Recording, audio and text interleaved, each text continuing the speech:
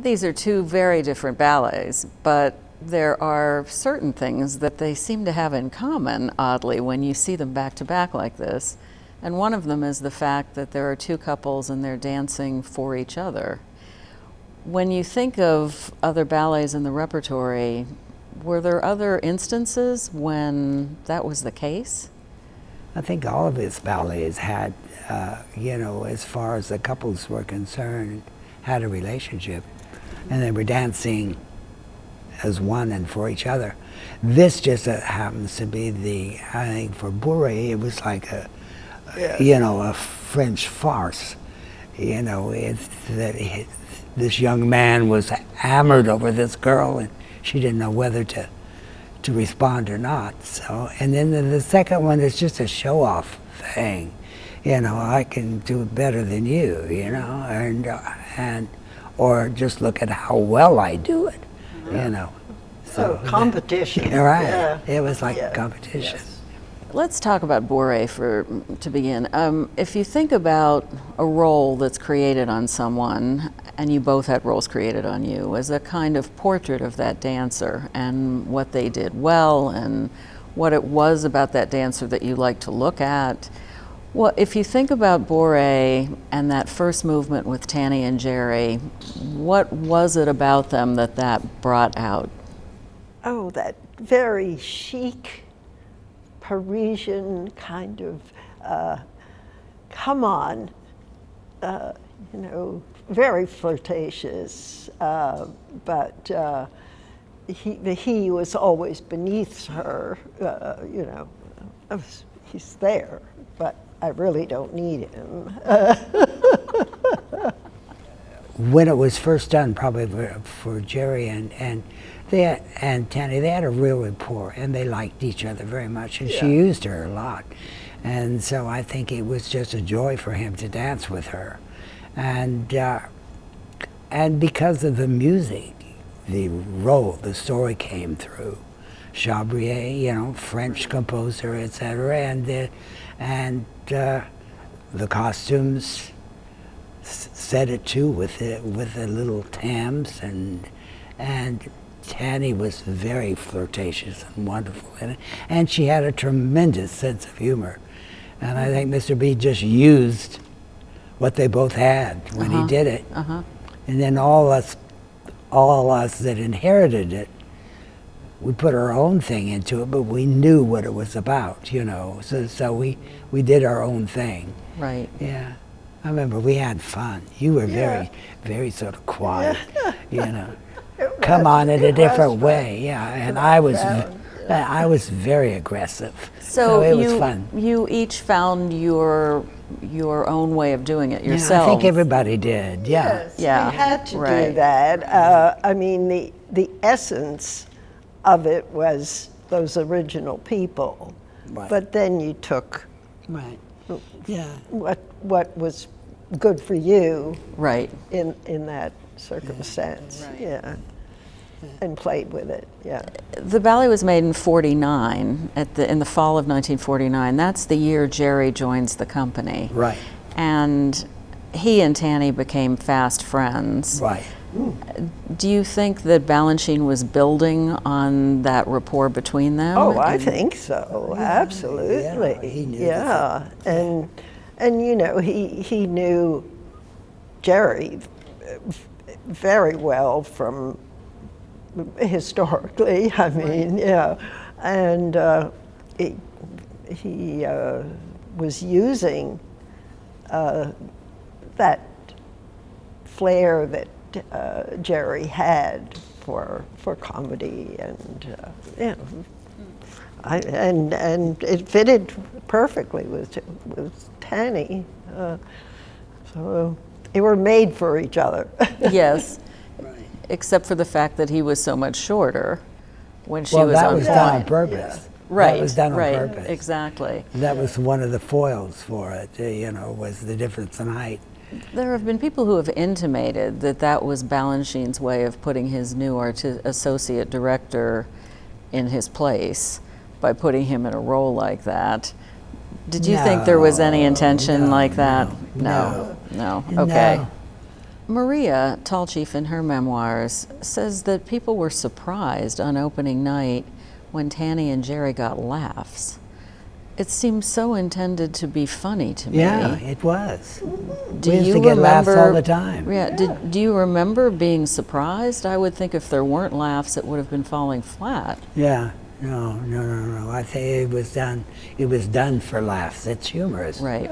Right. Right. Especially when the boy gets kicked in the back of the head and he sort of, I mean, I actually staggered at one time.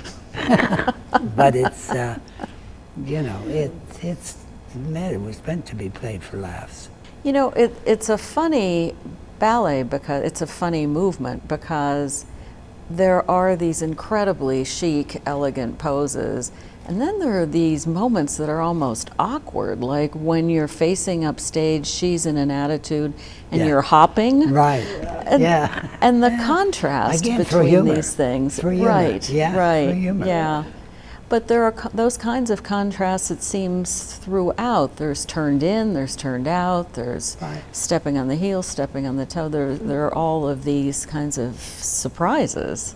Yeah. Well, if you see the ballet in its entirety, each movement is entirely different. Right. Like the second movement is very romantic and beautiful, you know, and almost like a classical ballet, you know. And the first one's played flat. The last one is just fun, the fête polonaise, you know, and very technical. Right. And all those crossing grand jetés, it must have just been fireworks. Yeah. Oh, it's I think it's a perfect example of what you need for a closing ballet, because it brings out the first, you know, the classic, the fun, joy, open, and then the romance, and then kaboom, flying, everybody there on stage, and you know, it's just perfect. Yeah. Do you remember anything about Jerry in the role? Do you remember anything in particular? I do. He did it probably different than anybody else, you know. He was very sort of quiet about it. I think it's the only thing I can say where there might have been more movement as far as I was concerned, because I was that kind of dancer. And Tanny, I think, did more with Jerry than she did with anybody else, because That's interesting. she really was, I mean, she really played it. We know that Balanchine often worked on steps in class. I believe in 1949 he wasn't yet teaching a company class. But do you know, were there any times when he would work on some of the bourrée steps in a class? Do you recall any connection between what he was trying to cultivate in your technique and No, I don't remember him choreography? ever choreographing in class. He was really very straightforward in class. I mean, it was tendus forever, because he just believed they were so important. The only time that he really changed his classes and was when he came back from Scotland, and he was going to do Scotch Symphony. And that's when he started all of the business of don't put your heels down, don't put your heels down, dance on your demi-point, dance, up, you have to be very light. Totally, I mean, everybody was in agony. Oh my heavens. Because, you know, it's fine to do, when you got to the ballet and it was actually doing the ballet was fine, but the preparing for it was agony. I can imagine. Yes. Because he was exaggerating what he wanted. Yeah. So, And you got the brunt of that because you were the dance you did. Yeah. But he would have all kinds of little gimmicks that he would do, you know, to accomplish something he wanted to see. I mean, we did rubber balls in the hand, you know, to get the fingers placed right. We used to have to do this or do that, you know, and with port de bras. He had a thing about port de bras, and he tried so many different ways to make us understand the port de bras. And that's how this all came out, you know, and all these things that he did. We'd stand for half an hour doing port de bras in fifth position, and you know, épaulement and all of the changes of épaulement, and then suddenly we'd have to start, you know, glissade assemblée, you know, something. It's still think épaulement, but you know, suddenly you're not standing in fifth and doing the port de bras anymore. You're doing. You're moving. You're moving. You're with the whole. moving. One of the things that strikes me about bourrée is that there's so much accent down to the floor, that the downbeat, that she's actually stepping on the downbeat, that the échappé is close on the downbeat. Well, that's Mr. Balanchine. I mean, that's what you think. You never do anything in the upbeat. It's always a downbeat. And that's how you remember his choreography, because that's just a given. You dance down on the beat, down on the music. And if you forget a variation or something, all you have to do is think it's got to be down on the beat, and it works. Bobby, tell us a little bit about, you said you learned bourrée, your role in bourrée, in 2 hours. Right. Can you tell us a little bit about that and Well, the emergency circumstances? yeah, we were in Manchester, England, and all of a sudden, 6 o'clock in the morning, I got awakened by a telephone call out in the hall. We were staying at Diggs, and I had a room, and the bathroom was in the hall, telephone in the hall. And the phone rang, I heard it, woke me up, and the lady who ran the house came and knocked on the door and said, "You have a telephone call." So I put on a robe and went to the telephone. And it was Luke Christensen, who was then the ballet master of the company. Okay. And he said, "Bobby, how soon can you get to the theater?" I said, "It's 6 o'clock in the morning." And he says, "Well, as soon as you can get here. Can you be here by 8? And I said, "Yeah." He says, "You have to learn bourrée and dance this afternoon." And they had brought Harold Lang along, and he was ill. He had danced it in London, and he danced it in all the tournament, was brought purposely to dance Jerry's roles, and because Jerry wasn't on the tour. He was doing a show or something. That was our first London. Right. That was our first London season. After London season, we did 3 cities or something. Yeah, we did Manchester. We wound up in Croydon, I remember. Yeah. South of London. But So anyhow, 1950 maybe? yeah. I went into the theater at 8 o'clock, and with Lou and Tanny were there. Tanny was all warmed up. And so she really taught it to me, you know, and so I learned it in 2 hours and did it at 2 o'clock in the afternoon, the matinee. And then it was your role for the rest of the tour? Well, no, Todd did it. Well, I did it most of the time, but when we came back, I did it a lot with Tanny. I did it with Diana. I did it with Patty, and but Todd also danced it, and then Jerry, you know, came in and out, and he danced it. Oh, so okay. then the role just went, you know. I see. Okay. But I danced it a lot, and I loved it. You did? You know, I just loved dancing it. It was so much fun, and it was the way I moved, so it was good. Yeah. Pat, did you like dancing that movement?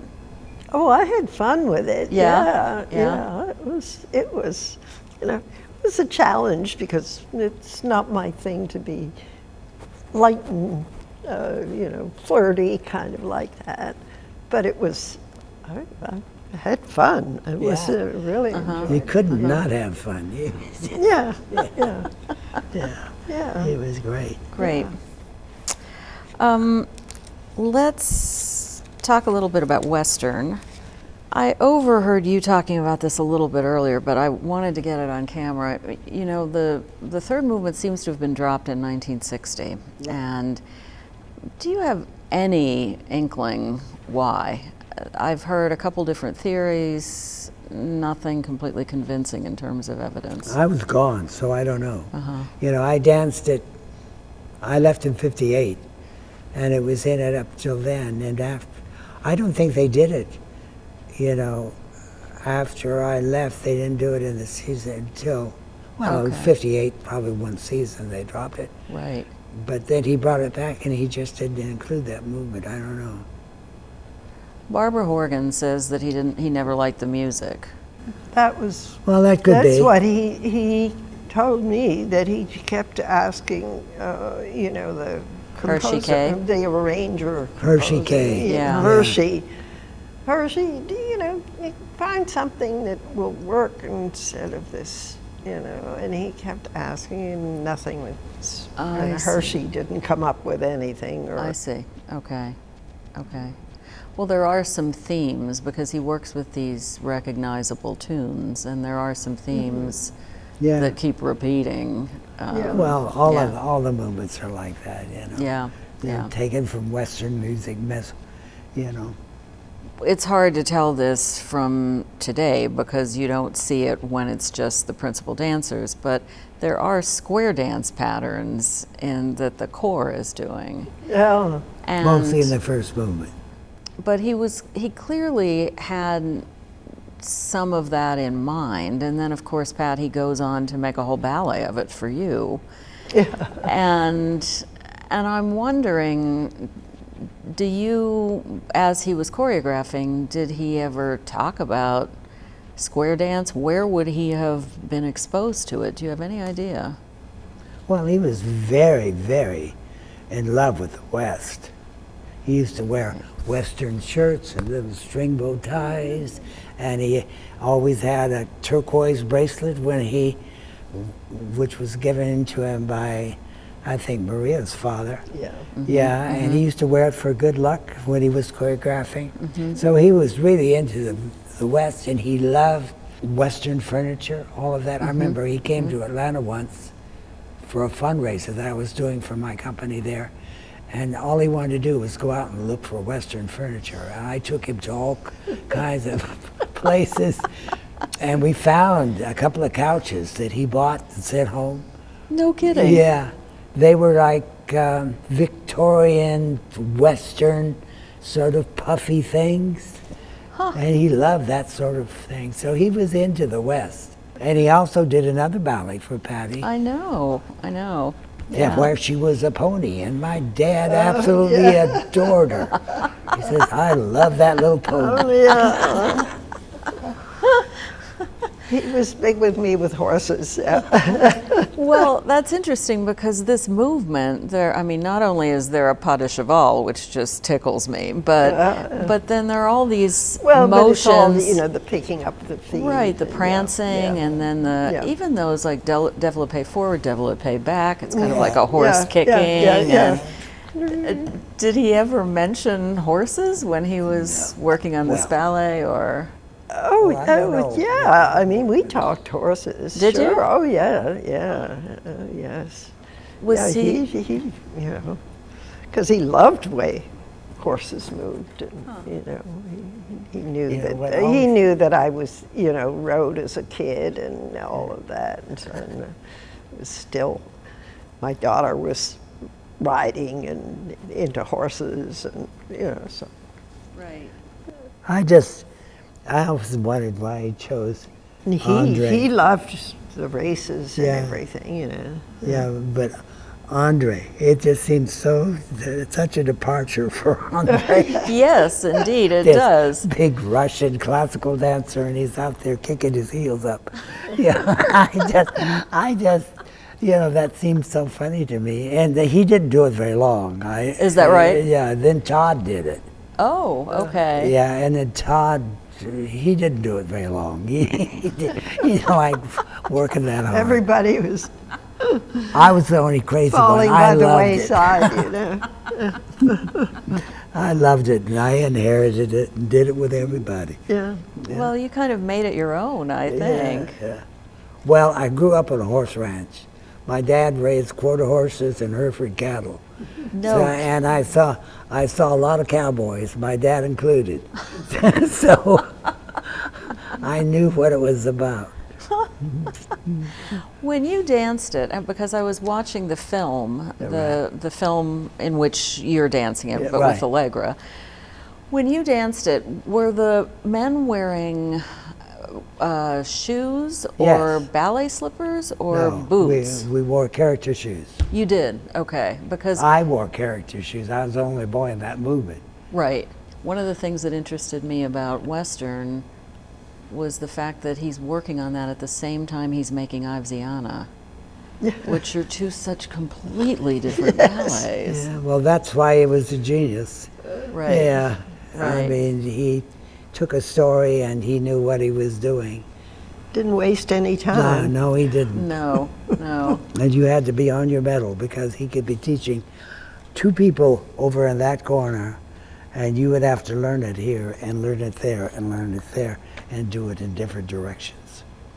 Oh. And maybe you crossed over to that, and sometimes you looked out and got in this corner, so that's where he was teaching the steps. But that's, you know, he had dancers that could learn like that, you know, and learn that fast. Right. And right. so he was able to do it in 2 days, you know, and most of them came out brilliantly, so I'll say. you can't knock it. Bobby, in Western, that jump that you were working on, it's part of your manege, and you go around and you kind of pick up both knees and then you kick, and in the film, it's breathtaking watching you do it. It's really an exciting jump. Yeah. Was that something that you inherited from Oglevsky? Did Oglevsky do that, or did you find your own way in that? No. He would have done it very differently. I don't think so. No, Mr. B really, when I started doing it, he really worked with me on doing certain things that he knew I could do. I remember working with Mr. B on it, you know, on those, the thing, that interesting, where that sort of hitch kick. Yes, exactly. He wanted you really up, you know, and like you were kicking the horses, you know. And because you have 4 girls in front of you when you come on, and you're up here with a whip doing this. Right, you know. Right. That second leg coming up helps you stay in the air it a helps little you get longer. out, sustain the jump. Right, right. That same way with that jump where you do the Ballet cross, the same way, it does the same thing. I mean, it helps you expand. Right. Thank you so much. Thank you. It's great to hear you talk about these.